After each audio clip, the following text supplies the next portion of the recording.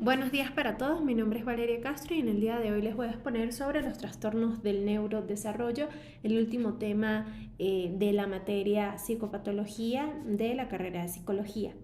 Para comenzar, me gustaría informar que en el DSM-5 no solo se establecen trastornos del neurodesarrollo como los dos específicos que vamos a tratar en el día de hoy, que son el trastorno del espectro autista y el trastorno de déficit de atención e hiperactividad. También hay otros trastornos de los cuales les voy a mencionar rápidamente. El primero es la discapacidad intelectual, en la cual no solo establece la discapacidad intelectual, sino también el retraso global del desarrollo. Es un grupo en el que se dividen estos dos trastornos. En el trastorno de la comunicación podemos encontrar los trastornos del lenguaje, trastorno fonológico, trastorno de la fluidez, lo que podríamos llamar tartamudeo, el trastorno de la comunicación social y el trastorno de la comunicación no específica.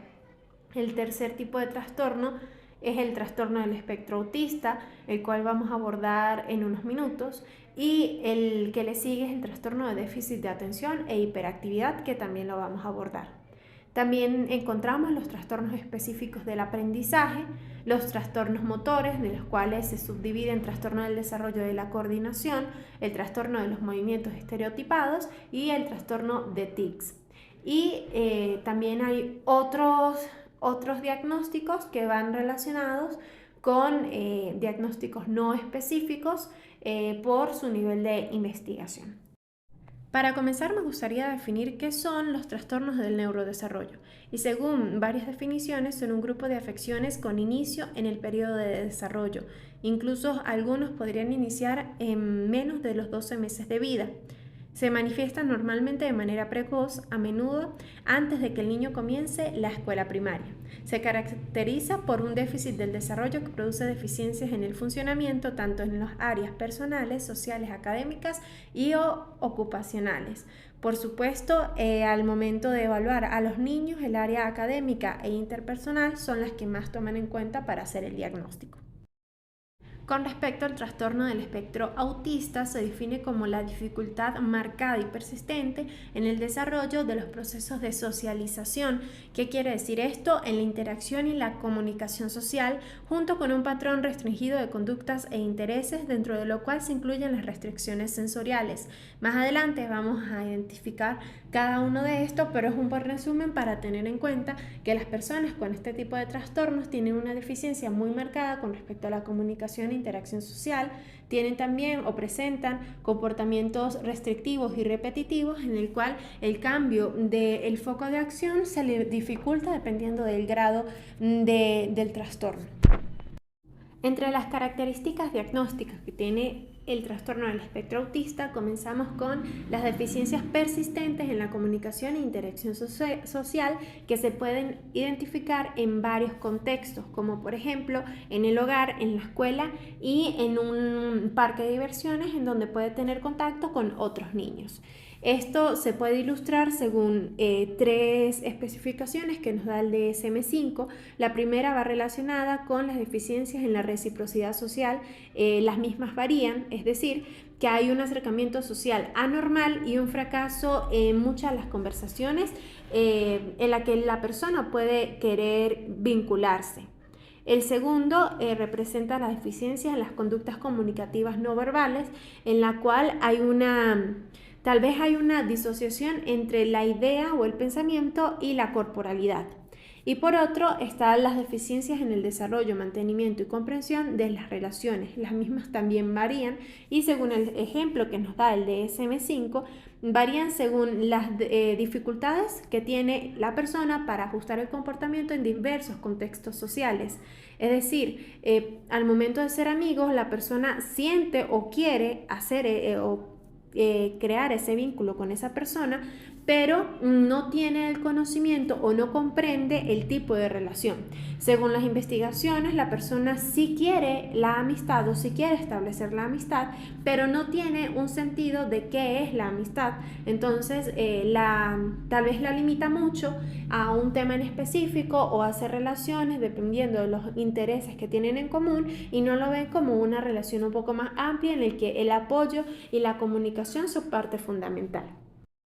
En el criterio B nos habla sobre los patrones restrictivos y repetitivos que tiene la persona con respecto al comportamiento, los intereses y las actividades que pueden desempeñar. Esto quiere decir que la persona presenta movimientos o habla estereotipados o repetitivos en la cual se centra solo en un tema o en un movimiento o en una acción que podría estar ejerciendo. También la insistencia en la monotonía o una excesiva inflexibilidad a cambiar las rutinas o los patrones que muchas veces pueden estar ritualizados, que quiere decir que por ninguna manera se puede saltar, lo que limita en cierta forma a esta persona a cambiar tal vez el estilo de vida o adaptarse a nuevas exigencias del entorno. También hay intereses muy restringidos y fijos que son totalmente anormales en cuanto a la intensidad o al foco del interés. Lo que decía de tal vez las relaciones interpersonales, las personas centran su conversación en un interés preciso que solo a ellos les interesa y por supuesto limitan lo que son las relaciones interpersonales. Y también se presenta la hiper o hiporreactividad a los estímulos sensoriales, como podría ser indiferencia al dolor o a las temperaturas altas o bajas, también hiperacusia o hipoacusia y también fascinación visual por las luces o el movimiento. Por eso, con respecto al criterio número C, los síntomas deben estar presentes en las primeras fases del periodo del desarrollo, es decir, los primeros años de vida, y pueden no manifestarse totalmente hasta que la demanda social así lo requiera. Con respecto al D, los síntomas causan un deterioro clínicamente significativo en lo social, laboral u otras áreas, y por supuesto el área académica en los primeros años de vida. Estas alteraciones no se explican mejor por la discapacidad intelectual o por otros trastornos del neurodesarrollo. Asimismo, debemos identificar si el diagnóstico cruza con algunas especificaciones que nos da el DSM-5, como lo son con o sin déficit intelectual, con o sin deterioro del lenguaje, asociado a una infección médica o genética, o a un factor ambiental conocido, también asociado o no a otro trastorno del neurodesarrollo, trastorno mental o del comportamiento, y si cruza también con catatonía. El trastorno del espectro autista nos da una tabla de los niveles de gravedad del mismo, en el cual cada nivel se identifica como un grado. En el grado número 1, en el cual tiene por nombre necesita ayuda, habla sobre el nivel de ayuda de un tercero en el cual necesita la persona. Por ejemplo, en el grado número 1 no necesita ayuda en el sitio. Es decir, que puede presentar deficiencias en la comunicación e interacción social que causen problemas importantes. Sin embargo, la persona está en las cualidades mentales para poder realizar una actividad sin la orientación de una persona externa. Por supuesto, hay dificultad para iniciar alguna interacción social, incluso para dar respuestas, las mismas pueden ser atípicas o insatisfactorias a lo que le está exigiendo o demandando la otra persona. Puede parecer que tiene un poco interés, aunque la realidad es que la persona sí se interesa en hacer amigos, en interactuar con otras personas, sin embargo, no tienen las habilidades y las herramientas necesarias para poder hacerlo con éxito. En uno de los ejemplos que nos da el DSM-5, una persona que es capaz de hablar con frases completas y que establece la comunicación, pero cuya conversación amplia con otras personas falla. Es decir, que la persona tiene las cualidades para ejercer o para establecer una relación interpersonal, pero no tiene todas las herramientas para continuarla o mantenerla en el tiempo. Esto es con respecto a la comunicación social. Por otro lado están los comportamientos restringidos o repetitivos, en el cual hay una inflexibilidad del comportamiento para el cambio de actividades, es decir, para alternar actividades y para adaptarse a los nuevos requisitos de la sociedad o del ambiente que lo rodea. Con respecto al grado número 2, en el cual se identifica que necesita ayuda notable, hay deficiencias con respecto a la comunicación social verbal y no verbal y por supuesto problemas sociales para el cual él sí necesita ayuda en el sitio. El inicio de las interacciones es limitado, sin embargo puede dar algunas respuestas un poco coherentes. La mayoría son reducidas o anormales. Se trata también de una persona que emite frases sencillas cuya interacción se limita a intereses especiales muy concretos, es decir, tiene temas de información muy limitados y también que tiene comunicación no verbal muy excéntrica o no acorde a la comunicación verbal. Con respecto a los comportamientos restringidos o repetitivos, hay ansiedad y o dificultad para cambiar el foco de atención, de acción. Esto quiere decir que hay una inflexibilidad del comportamiento y una dificultad para enfrentar los cambios y las nuevas demandas que pueden establecer las relaciones interpersonales. Y por último está el grado número 3, en el cual se necesita ayuda muy notable, en el cual las deficiencias son muy graves y por supuesto hay alteraciones graves en el funcionamiento y en la comunicación social, verbal y no verbal. Hay un inicio muy limitado con respecto a las interacciones sociales y una respuesta mínima a la apertura social. Se trata de una persona con muy pocas palabras que sean inteligibles o lógicas, que raramente inicia una interacción y que depende en un grado mayor al cuidador. Con respecto a los comportamientos restringidos y repetitivos, la inflexibilidad del comportamiento es totalmente extrema y le dificulta hacer cambios a sus comportamientos o a sus pensamientos. Por supuesto, se presenta una ansiedad intensa y una dificultad para cambiar el foco de acción. Entre las características diagnósticas podemos encontrar que al momento de hacer la evaluación debemos evaluar por separado la interacción y la comunicación social de los comportamientos estereotipados. Así podemos profundizar un poco más en las acciones y en los pensamientos de la persona. Al igual, se debe evaluar por separado la capacidad de la comunicación verbal de la no verbal, también para una mayor profundidad. Y por supuesto hay que hacer un test de inteligencia para poder contrastar con la interpretación de las características diagnósticas del trastorno del espectro autista. De esta manera hay una mejor interpretación de los mismos y por supuesto un mejor establecimiento de la terapia o del cómo se puede abordar a la persona. Por otro lado, el deterioro de la comunicación y de la interacción social son generalizados y prolongados. También hay deficiencias que varían según la afección autista, es decir, el nivel o el grado del autismo y por supuesto del desarrollo y de la edad cronológica del paciente. Las deficiencias de la reciprocidad socioemocional son notables. ¿Qué quiere decir esto?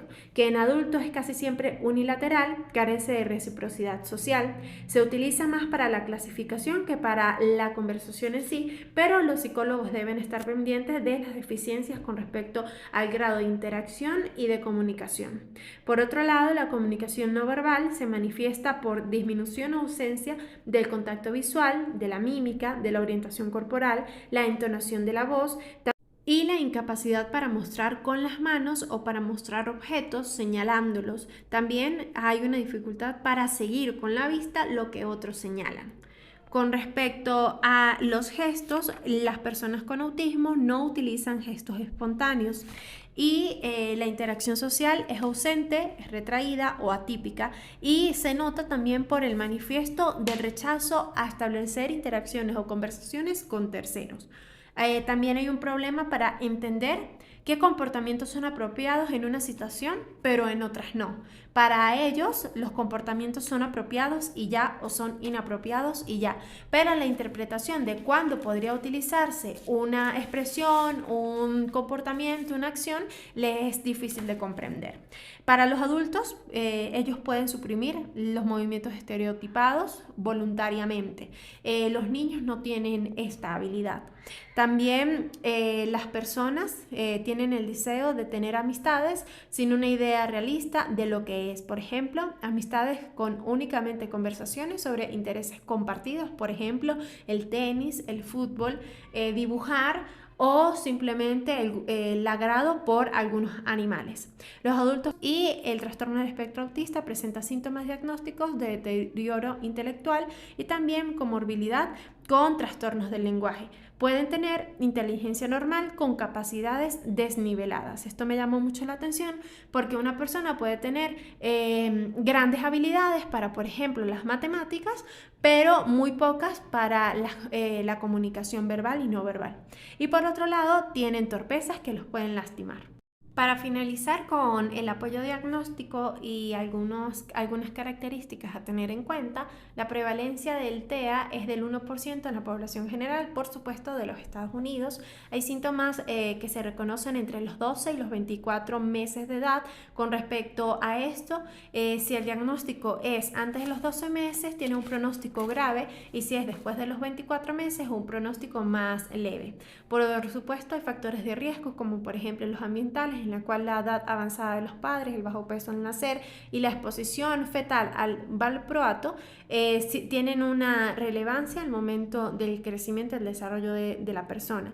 Y los factores genéticos y fisiológicos, como heredabilidad entre el 37 y el 90%, 15% de los casos se asocian con mutaciones genéticas. También hay un tema con respecto a la cultura, en la cual los individuos tienen una marcada alteración dentro del contexto cultural, en el cual pues tienen problemas para la adaptación, y se diagnostican 4 veces más en niños que en niñas. Y con respecto a algunas diferencias entre sexos, en niñas hay mayor posibilidad de discapacidad intelectual.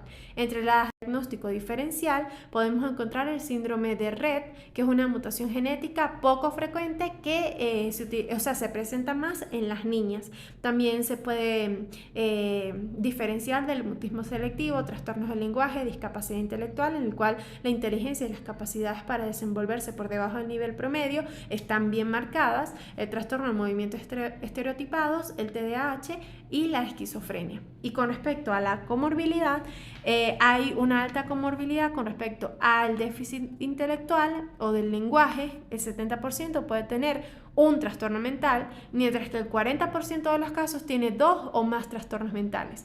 Y si hay criterios para diagnosticar el trastorno déficit de atención e hiperactividad, hay que diagnosticar los dos, tanto el trastorno del espectro autista como el TDAH. Pasamos ahora al trastorno por déficit de atención e hiperactividad, el cual es un trastorno crónico caracterizado por la dificultad para prestar atención, por hiperactividad y la impulsividad. El TDAH suele comenzar desde la niñez, pero puede persistir durante la vida adulta y puede también ocasionar problemas con respecto a la autoestima, problemas en las relaciones interpersonales y dificultad en la escuela o en el trabajo, por supuesto, para rendir en las actividades desempeñadas y para accionar con respecto a acciones que van dirigidas hacia un objetivo en específico. Con respecto a los criterios diagnósticos, tenemos el criterio A, que nos indica que hay un patrón persistente de inatención o hiperactividad e impulsividad que interfiere en el comportamiento de las personas. Para poder hacer o cumplir este criterio, nosotros necesitamos dividir en dos dicho criterio A. El primero va enfocado en la inatención y el segundo en la hiperactividad e impulsividad. Con respecto a la inatención, se tiene que cumplir 6 o más de los siguientes síntomas, o si es mayor de los 17 años, con 5 síntomas se puede hacer el diagnóstico. Los mismos están presentes durante un tiempo de 6 meses o más y el grado no concuerda con el nivel de desarrollo. ¿Qué quiere decir esto? Que un niño de 10 años puede comportarse como un niño de 6 o de 3 años. Estas manifestaciones tienen que ser frecuentes y no pueden estar relacionadas con algún momento o un estado de ánimo del niño que tenga que ver con alguna frustración o con hostilidad o fracaso. Los síntomas son, con frecuencia falla en prestar la atención debida a detalles o por descuido se cometen errores en las tareas escolares, lo que hace que el niño se impida él mismo poder finalizar con éxito. También con frecuencia tiene dificultades para mantener la atención en tareas o actividades recreativas, sobre todo las actividades o el desempeño académico, en el cual pues si hay una actividad muy extensa o aburrida, los niños tienden a distraerse más rápidamente. Con frecuencia parece no escuchar cuando se le habla directamente, a pesar de que hay estímulos en el cual cualquier niño podría prestar atención, sin embargo él de manera marcada no lo hace. Tampoco sigue instrucciones y no termina las tareas escolares o los quehaceres del hogar, si son adultos, los quehaceres laborales. Tampoco tienen con frecuencia dificultad para organizar las tareas y actividades. También evitan o le disgusta o se muestra poco entusiasmado con alguna tarea que requiera de un esfuerzo mayor. Tampoco o con frecuencia pierde cosas necesarias para tareas o actividades, es decir, que no le presta atención a algunas herramientas que podría estar utilizando al momento de realizar una actividad. Se distrae con facilidad por estímulos externos y con frecuencia olvida las actividades cotidianas. Con respecto a el segundo diagnóstico, que está enfocado en la hiperactividad e impulsividad, encontramos 6 o más de los siguientes síntomas. Si tienen más de 17 años, solo se requieren mínimo 5 síntomas. Los mismos también se presentan en un tiempo de 6 o más meses y el grado de acción no concuerda con los niveles de desarrollo. Los síntomas son que con frecuencia juguetea o golpea con las manos o los pies algún objeto o se retuerce en el asiento. También se levanta en situaciones en las que se espera que se permanezca sentado, corretea o trepa en situaciones en las que no resulta apropiado. También es incapaz de jugar o de ocuparse tranquilamente en actividades recreativas. Con frecuencia está ocupado, actuando como que si lo impulsara un motor, tal vez está jugando al carrito o al avioncito. También con frecuencia habla excesivamente cuando se le pide estar en silencio. También responde inesperadamente o antes de que haya concluido la pregunta. Es como una manera de no respetar su turno de conversación o de terminar las frases de otros en un momento en el que no se considera apropiado. También le es difícil esperar su turno, por ejemplo, cuando está en una cola o cuando está pasando a entregar una actividad en el colegio, y con frecuencia interrumpe o se inmiscuye en las conversaciones de otros o en juegos o actividades de terceros. Entre los otros criterios podemos encontrar que el criterio B nos indica que hay algunos síntomas de inatención e hiperactividad e impulsividad que están presentes antes de los 12 años. También pueden estar presentes en 2 o más contextos como en casa, escuela o trabajo o con la interacción entre los amigos y parientes. También hay síntomas claros en el que el trastorno interfiere con el funcionamiento social, académico o laboral y que los síntomas no se pueden producir exclusivamente durante el curso de la esquizofrenia u otro trastorno psicótico y no se explica mejor por otro trastorno mental, incluido el trastorno del estado de ánimo, trastorno de ansiedad, trastorno disociativo de la personalidad, intoxicación o abstinencia de sustancias. Se debe especificar si presenta una combinación entre el criterio A1, que es inatención, y el criterio A2, que es hiperactividad e impulsividad durante los últimos 6 meses. También hay una presentación predominante con falta de atención, si cumplen el criterio A1, que sería la inatención, o predominancia en el criterio A2, que sería la hiperactividad e impulsividad durante los últimos 6 meses. Es decir, que pueden presentarse de manera combinada o presentarse con alguna mayor atención en alguno de los 2 criterios. También se presenta predominante en la hiperactividad e impulsividad, en remisión parcial, leve, moderada o grave. Con respecto a las características diagnósticas, el DSM-5 nos deja la definición de inatención, hiperactividad e impulsividad. Con respecto a la inatención, se manifiesta conductualmente en el TDAH como la desviación de las tareas, falta de persistencia, dificultad para mantener la atención y la desorganización al momento de hacer actividades que tienen un objetivo específico. Esto no se debe a un desafío o una falta de comprensión o a un nivel de déficit intelectual, sino más bien es producto de la inatención de la persona. La hiperactividad se refiere a una actividad motora excesiva cuando no es apropiado o a jugueteos, golpes o locuacidad excesivos. En adultos se puede manifestar como la inquietud extrema y el nivel de actividad que cansa a otras personas. Y por otro lado, la impulsividad se refiere a las acciones apresuradas que se producen en el momento, sin ninguna reflexión o conciencia del mismo, y se crean grandes riesgos con respecto respecto a la seguridad y la integridad de la persona. También el TDAH empieza en la infancia y el requisito de que varios síntomas estén presentes antes de los 12 años de edad transmite la importancia de una presentación clínica sustancial durante la infancia, es decir, que cuando se presentan algunos síntomas es necesario llevar al profesional de la salud mental inmediatamente para que la persona pueda tener una mejor adaptabilidad a los requisitos y las reglas del medio ambiente en el que lo rodea. Finalmente, para el apoyo del diagnóstico se presenta que los pacientes presentan baja tolerancia a la frustración, irritabilidad o la habilidad del estado de ánimo. Hay una prevalencia del 5% en niños y 2.5% en adultos en los Estados Unidos. Hay 3 factores de riesgo. El primero está relacionado con los temperamentales, es decir, menor inhibición conductual y mayor esfuerzo para controlarse.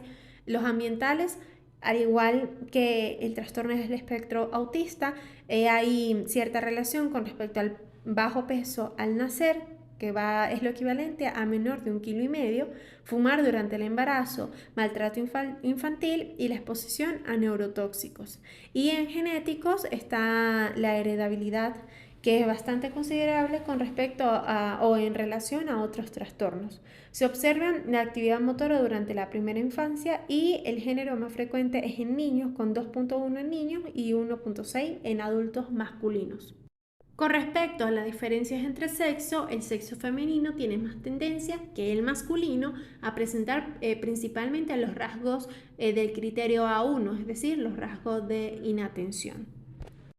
El TDAH se asocia a bajo rendimiento escolar, escasos logros académicos y rechazo social en adultos con menor rendimiento en el área laboral. También es probable que desarrollen un trastorno de conducta en la adolescencia y un trastorno de personalidad antisocial en la adultez. Con respecto a los diagnósticos diferencial, hay que diferenciarlos del trastorno negativista desafiante, en el cual los individuos con este trastorno pueden resistirse a realizar algún trabajo o alguna tarea que requiera alguna dedicación especial, simplemente porque se resisten a amoldarse a las exigencias de los demás. Hay que descartarlo con respecto a el TDAH. Y si hay algunos síntomas de aversión, se debe descartar primero el trastorno negativista desafiante. También hay otros trastornos que descartar, como los otros del neurodesarrollo, el trastorno por sustancias, el trastorno del aprendizaje, el trastorno del espectro autista. Si presenta ambos trastornos, se diagnostican ambos. La discapacidad intelectual, como lo dije en el trastorno del espectro autista, hay que hacer un test de inteligencia para poder abordar este tema. El trastorno de personalidad o trastornos psicóticos, el apego reactivo, la depresión y otros trastornos depresivos. Con respecto a la comorbilidad, se dice que hay un 50% de relación con el trastorno negativista desafiante y también hay una relación con otros trastornos, entre ellos todos los que están en el diagnóstico diferencial. Y con ellos terminamos la parte de los trastornos del neurodesarrollo, específicamente el trastorno del espectro autista y el trastorno de déficit de atención e hiperactividad. Gracias por su atención y nos vemos en clase.